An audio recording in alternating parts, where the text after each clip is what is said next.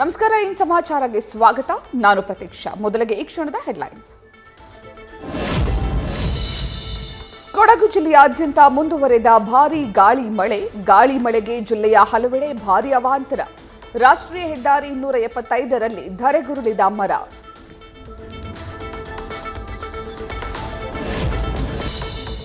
ತುಂಗಭದ್ರಾ ಜಲಾಶಯದಿಂದ ಎರಡನೇ ಬಾರಿಗೆ ನದಿಗೆ ನೀರು ಬಿಡುಗಡೆ. 26 ಕ್ರಸ್ಟ್ ಗೇಟ್ಗಳ ಮೂಲಕ ನದಿಗೆ ನೀರು ಹರಿಸಿದ ಟಿಬಿ ಬೋರ್ಡ್. ನದಿಗಿಳಿಯದಂತೆ ಜನರಿಗೆ ಜಿಲ್ಲಾಡಳಿತ ಎಚ್ಚರಿಕೆ.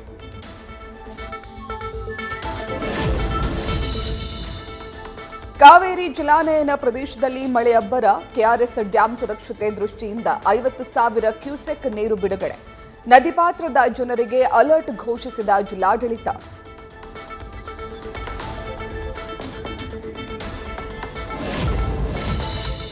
ಹಾವೇರಿ ಜಿಲ್ಲೆಯಲ್ಲಿ ನಿರಂತರ ಮಳೆ. ಹಾವೇರಿ ತಾಲೂಕಿನ ದೇವಗಿರಿ ಯಲ್ಲಾಪುರ ಗ್ರಾಮದಲ್ಲಿ 3 ಮನೆಗಳು ಕುಸಿತ. ಮನೆಯಿಂದ ಓಡಿ ಬಂದು ಜೀವ ಉಳಿಸಿಕೊಂಡ ಕುಟುಂಬ.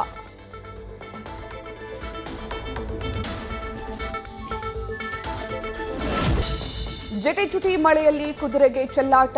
70 ಎಕರೆಯಲ್ಲಿ ಬೆಳೆದಿದ್ದ ಬೆಳೆ ನಾಶ ಮಾಡಿದ ಕುದುರೆ. ರಾಯಚೂರು ಜಿಲ್ಲೆಯ ನಾಗರಹಾಳ ಗ್ರಾಮದಲ್ಲಿ ಘಟನೆ.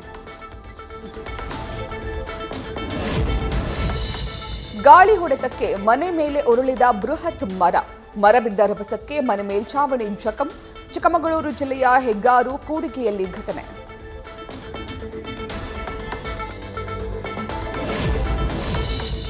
ಚಾರ್ಮಾಡಿ ಘಾಟ್, ಕೊಟ್ಟಿಗೆಹಾರ, ಬಾಳೂರು ಸುತ್ತಮುತ್ತ ಭಾರೀ ಮಳೆ. ರಾತ್ರಿ ವೇಳೆ ಮಳೆಯಿಂದ ವಾಹನ ಸವಾರರ ಪರದಾಟ. ಮಳೆ ಜೊತೆ ಗಾಳಿಯ ಅಬ್ಬರಕ್ಕೆ ಜನಜೀವನ ಅಸ್ತವ್ಯಸ್ತ.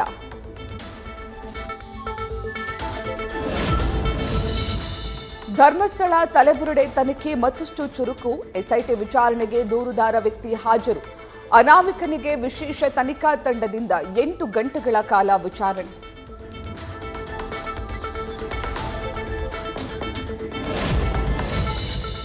ರೇಣುಕಾಸ್ವಾಮಿ ಪ್ರಕರಣದ ವಿಚಾರವಾಗಿ ಪೋಸ್ಟ್. ದರ್ಶನ್ ಅಭಿಮಾನಿಗಳಿಂದ ನಟಿ ರಮ್ಯಾ ವಿರುದ್ಧ ಕಾಮೆಂಟ್. ಡೆವಿಲ್ ಫ್ಯಾನ್ಸ್ಗೆ ವಾರ್ನಿಂಗ್ ಕೊಟ್ಟ ಮೋಹಕ ತಾರೆ.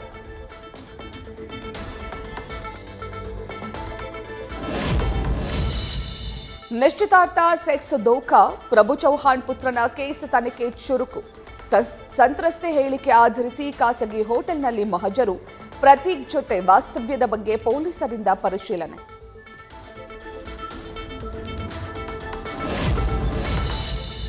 ಆರೋಪಿ ಪ್ರತೀಕ್ ಬಂಧನ ಆಗಿರುವುದಕ್ಕೆ ಸಂತ್ರಸ್ತೆ ಅಸಮಾಧಾನ. ಕೇಸ್ ಆಗಿ 5-6 ದಿನ ಕಳೆದ್ರೂ ಯಾಕೆ ಅರೆಸ್ಟ್ ಆಗಿಲ್ಲ ಅಂತ ಪ್ರಶ್ನೆ. ನ್ಯಾಯಕ್ಕಾಗಿ ಸಿಎಂ ಮೊರೆ ಹೋಗೋದಾಗಿ ಯುವತಿ ಹೇಳಿಕೆ.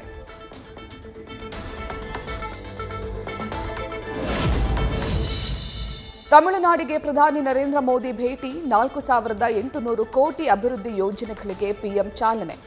ಸೇತಿಯೋ ತೋಪೆ ಚೋಳಾಪುರ ನಡುವಿನ ಚತುಷ್ಪಥ ಹೆದ್ದಾರಿ ಲೋಕಾರ್ಪಣೆ.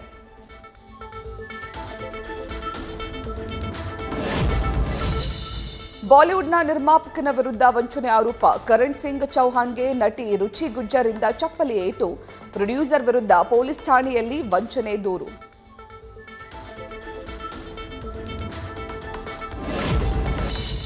ದೇಗುಲಕ್ಕಾಗಿ ಥಾಯ್ಲೆಂಡ್ ಕಾಂಬೋಡಿಯಾ ಮಧ್ಯೆ ವಾರ್. ಯುದ್ಧದಲ್ಲಿ ಎರಡೂ ಕಡೆ ಸತ್ತವರ ಸಂಖ್ಯೆ 33ಕ್ಕೆ ಏರಿಕೆ.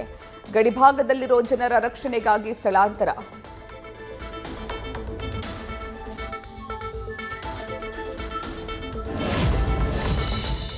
ಬಾಕ್ಸ್ ಆಫೀಸ್ನಲ್ಲಿ ಭರ್ಜರಿ ಕಲೆಕ್ಷನ್ ಮಾಡ್ತಿರೋ ಸೂ ಫ್ರಮ್ ಸೋ ಚಿತ್ರ. ಮೊದಲ ದಿನ ಸುಮಾರು 1 ಕೋಟಿ ರೂಪಾಯಿ ಕಲೆಕ್ಷನ್.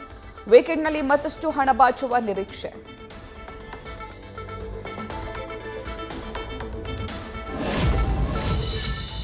ಭಾರತ ಇಂಗ್ಲೆಂಡ್ ನಡುವೆ 4ನೇ ಟೆಸ್ಟ್ ಪಂದ್ಯ. 2ನೇ ಇನ್ನಿಂಗ್ಸ್ನಲ್ಲಿ ಆರಂಭಿಕ ಆಘಾತ ಎದುರಿಸಿ ಪುಟಿದೆದ್ದ ಭಾರತ.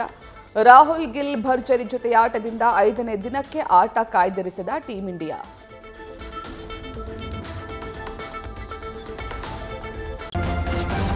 ನ್ಯೂಸ್ ಫಸ್ಟ್, ನಿರ್ಭೀತಿಯಿಂದ ನಿಮ್ಮ ಪರವಾಗಿ.